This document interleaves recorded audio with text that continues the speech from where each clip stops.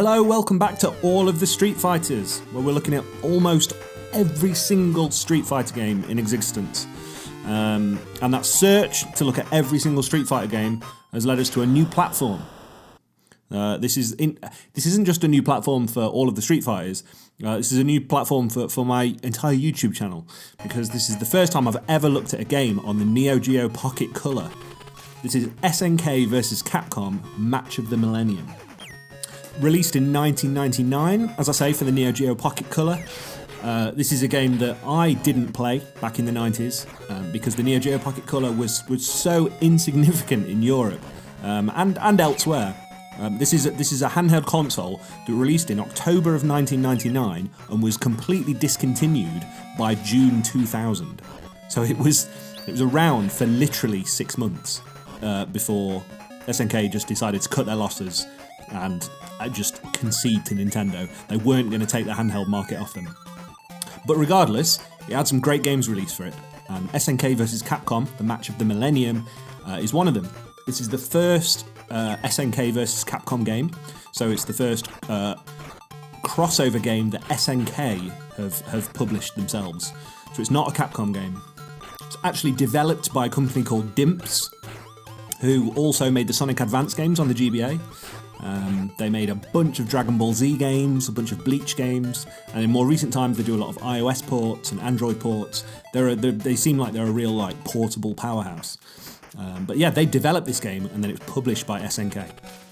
So the game features 26 characters taken from both the SNK universe, so you'll know that from King of Fighters, Samurai Showdown, Art of Fighting, that kind of thing, and the Capcom universe. So all the kind of characters that we'd see in Marvel vs. Capcom games. So you've got the Street Fighter characters, but you've also got the Darkstalkers characters and various other Capcom things. So let's start there. Let's start with the characters. And we'll start on the Capcom side, because they're the characters that we're more likely to know and be more familiar with. So we've got Ken and Ryu, the classics. We've got Chun-Li, we've got Morrigan from Darkstalkers, we've got Zangief, Felicia from Darkstalkers, Sakura, Dan, and Guile. They're our initial Capcom playable characters. There are secret characters, and there are bosses, and Bison's in the game, Evil Ryu's in the game, Sagat is in some of the bonus stages, but they're our initial playable characters. And then on the SNK side, we've got Terry Bogard, we've got Kyo, we've got Iori, we've got Ryo from Art of Fighting, we've got Hamoru and Nakaruru from Samurai Showdown, we've got Mai and Leona. I think that's all of them. But yeah, so an equal amount of SNK characters. Again, there's hidden characters, there's bosses. Geese is a hidden boss. Not a hidden boss, Geese is just the SNK boss. But they're your King of Fighters and your Art of Fighting and your, as I say, your Samurai Showdown, blah blah blah. They're your characters from the SNK side. So a really good selection. It's actually a pretty strong roster. Yeah, full of fan favourites and fun characters. One of the interesting ways they've mashed up the SNK universe and the Capcom universe isn't just through the characters and the character roster. One of the fun things they've done is when you select how do I describe this? Like how you want to play. Do you want to play single matches, so one-on-one, very traditional Street Fighter? Do you want to play tag matches, so similar to a Marvel vs. Capcom or something, so you can pick a couple of characters and you can tag in and out? Or do you want to play team battles, which is how King of Fighters traditionally is played? You pick 3 characters and you select the order you want them to fight in, and when one's beaten, they're out, and then the next person jumps in. And that's a real SNK thing. That's the King of Fighters style. So it's really interesting that they've got these 3 different ways of playing it, and you can play through the arcade mode in any of those 3 styles. I actually really like the King of Fighters method of picking 3 characters, and you can't tag in and out, but it's like a winner stays on. I think that's really cool, and you get to see more of the characters as you go through the arcade game like that. So the game does feature a traditional arcade mode, as you'd expect from a King of Fighters game or from a Street Fighter game. You're playing through it, you'll fight a rival, I think in round 4, and then eventually you will fight the boss, which is a team of M. Bison and Geese, the 2 bosses from both Street Fighter and King of Fighters. They're a little team, and you fight them at the end. So it's a very traditional arcade mode. There's also a versus mode. If you've got 2 Neo Geo Pocket Colors and you can link them up, You can play versus. It's unlikely that you have. It's unlikely that you've got one Neo Geo Pocket Color. But if you've got two, or you've got a friend who's got one, you can link them up and you can play versus mode. And then the more interesting thing is what they call the Olympics mode, which is this fun side thing that's got traditional Street Fighter and King of Fighters combat in it, but it's kind of mini games. It's not really mini games. It's like little mini modes. So you select Olympics, and then you pick which side you want to take part in. Do you want to play on the Capcom side, or do you want to take part with the SNK side?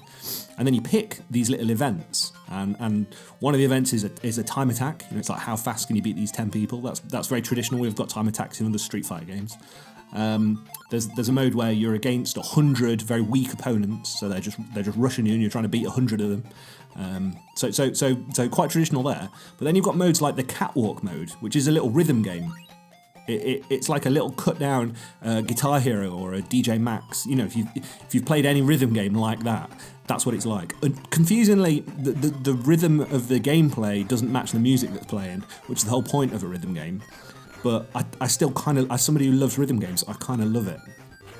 And then there's this mode where Arthur from Ghouls and Ghosts has got to move things across the screen. Like there's just these little weird mini modes, and you get a score when you beat the match, and you get medals. It's like a little Olympics thing. And as a little side mode in the game, I absolutely love it. I think it's brilliant, really well designed, and it just adds another side to the game. I think it's fantastic. I absolutely love it. So we have to talk about the visual style of this game. It doesn't look like your traditional Street Fighter game. It doesn't look like your traditional King of Fighters game or your Samurai Showdown game. I think what they've done, and what they've done really, really well, is they've taken a platform that's got a very low resolution screen. Very similar to the GBA, or maybe not even the GBA, like the Game Boy Color. It's a very low resolution screen. You can't get much detail on there. And rather than just cutting down the character models, like if you look at some of the fighting ports on like the Game Boy or the Game Boy Color, where they've taken Mortal Kombat or Street Fighter 2, and they've just kind of reduced the graphics down as much as they can, and tried to keep the sprites looking the same as they do in the arcade versions or the home console versions, with mixed success, but it's usually okay. What they've done with SNK versus Capcom is they've just redesigned the characters, and they've drawn them in a new style, which benefits the low resolution screen, and it's an absolute triumph. They've made them more cartoony, like little super deformed little anime chibi characters, and they totally fit. They look great on the screen. They're instantly recognisable as the characters they should be, but it feels great. It feels like a Capcom fighter or an SNK fighter. They've really importantly, they've kept the feel of the game, but just translated it to a new visual style, and it's a complete success. The game, for a handheld game, it feels incredible to play. You're using two buttons. You've got B and A, so you've got a punch and a kick basically. But they've translated the gameplay to a portable console, changed the graphic style so that it fits the screen, and it's very clear. And it's as detailed as it can be, and it just works. It's absolutely brilliant. I was so impressed with this game.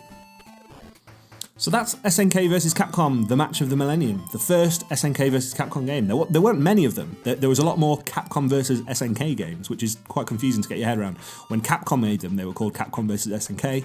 When SNK published them, they were called SNK vs Capcom. So on the actual SNK side, there's not many of them, and there's some kind of little side games that aren't fighting games, like card battlers and things. But this is the first one, and I think it's fascinating. I think it works so well. It fits the platform. It seems like it was pretty well received. The only review I can actually find is an old Famitsu review where it got 30 out of 40, which it's all right. I guess they didn't pay Famitsu enough, but yeah, I'm super impressed with it. I don't own a Neo Geo Pocket Color, but if I did, I feel like this would be a fantastic portable game. I wish that this company had developed this for other handheld consoles. I wish they'd made a DS one. Well, I guess when they got to those platforms, they were actually pretty successfully porting like the Street Fighter Alpha games and stuff, weren't they? But yeah, it's a triumph. Absolutely love it. It was a huge surprise for me. I'm not very experienced with this game, but I love it. I think it's great. It's massively recommended. Yeah, I think that's pretty much all I've got to say about it, really. I'm just full of enthusiasm for it. Thank you for joining me for all of the Street Fighters. It's fun to look at a game on a new platform that we haven't looked at before, and a game with an SNK slant, because we've been looking at a lot of the kind of Marvel-y games recently. So that's fun.